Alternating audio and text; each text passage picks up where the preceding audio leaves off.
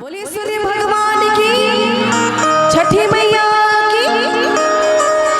आइए, बड़ा सुंदर सा छठ गीत है और आपने पारंपरिक में बहुत सारे छठ गीत सुने हैं, ये थोड़ा सा अलग है।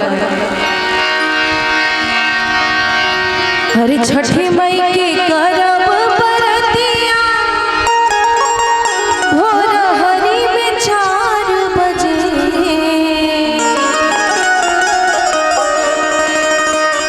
छठी मई के करब बरतिया,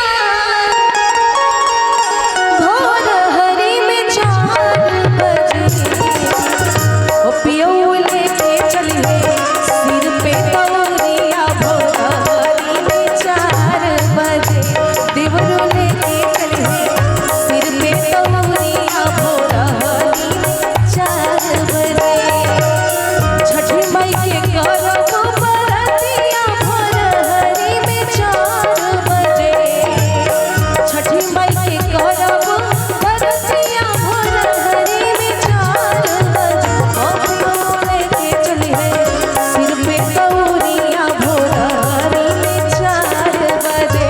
पियऊ लेके चलिए माथे पर तौलिया, भोर हरी में 4 बजे।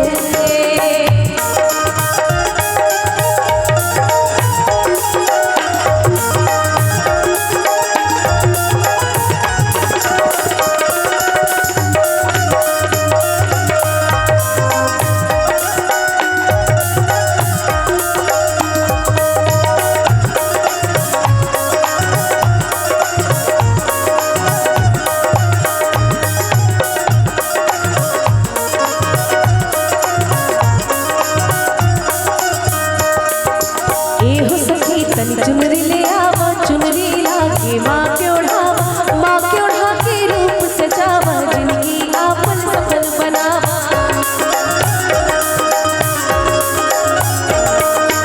एहो सखी तनी चुनरी ले आवा, चुनरी लाके माँ के ओढ़ावा, माँ के ओढ़ा के रूप सजावा, जिंदगी आपन सफल बनावा।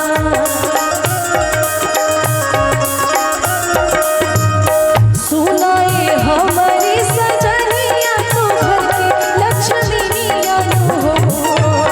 सुनाए हमारी सजनिया, तू घर की लक्ष्मीनिया हो। छठी मैया के बैठी चरनिया तकरी जा, माई के पूजनिया हो।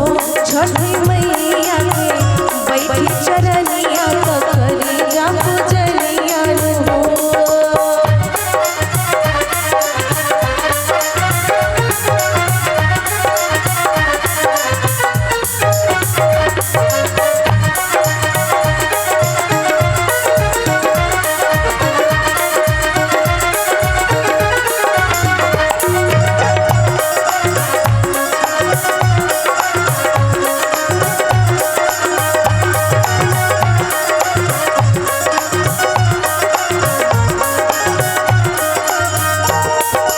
एहो सखी तनी कलसा ले आवा, कलसा गंगा जल से भरावा, कांच कसैली पान चढ़ावा, आवा घी के दीपक जलावा।